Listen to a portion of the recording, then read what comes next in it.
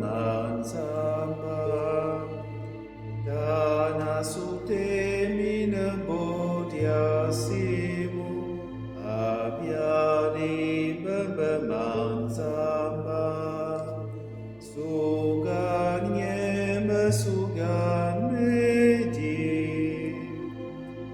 Chers frères et sœurs, loué soit Jésus-Christ. Le livre d'Isaïe que nous avons à peine écouté nous parle de la beauté des pas des messagers qui annoncent la paix, qui annoncent la bonne nouvelle, qui annoncent le salut.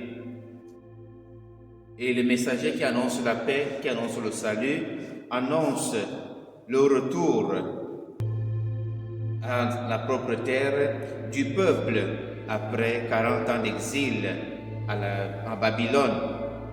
Et les guetteurs, regardant au loin, voient arriver la caravane de ceux qui retournent dans leur propre terre et disent, voilà qu'ils sont beaux, ces pas, de ceux qui portent la bonne nouvelle de la libération. Donc, cette parole des pas qui sont beaux est la nôtre aujourd'hui, parce qu'elle concerne principalement l'Évangile. Et qui est l'Évangile? C'est le Christ né à Bethléem, qui est l'Évangile que nous annonçons aujourd'hui. Donc, la bonne nouvelle est centrée sur un fait glorieux. Un sauveur est né, un sauveur a été donné. Un enfant nous est né, un fils nous est donné. Chantons souvent, éternel est sa puissance. Alors, c'est cet enfant donc qui doit être annoncé, parce qu'il a été donné, le sauveur est donné seulement parce que le monde est pécheur. Il a été donné à notre monde pécheur.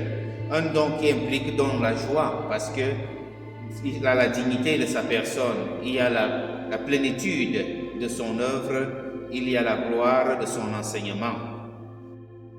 Donc, nous devenons donc aujourd'hui, nous aussi, ceux qui portent la bonne nouvelle à nos frères, ceux qui portent le Christ né à nos frères, ceux qui portent la paix, la joie, la consolation à nos frères et sœurs.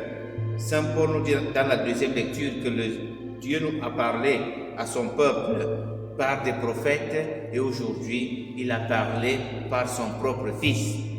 Ce Fils-là que nous sommes appelés aujourd'hui à annoncer. Et l'Évangile nous dit qu'au commencement était le Verbe était Dieu et le Verbe était auprès de Dieu. Mais ce Verbe était également lumière, cette lumière-là qui est venue luire dans les ténèbres et les ténèbres ne l'ont pas reconnu. Jésus est venu vers les siens et les siens ne l'ont pas reconnu. Nous devons donc demander au Seigneur de nous aider à combattre les ténèbres de notre vie, à combattre les ténèbres qui sont dans nos pays, à combattre toutes les morts, tous les décès qu'il y aura à cette fin d'année dans nos différents pays pour différentes raisons et que nous puissions vivre dans la lumière du Christ. Un enfant nous est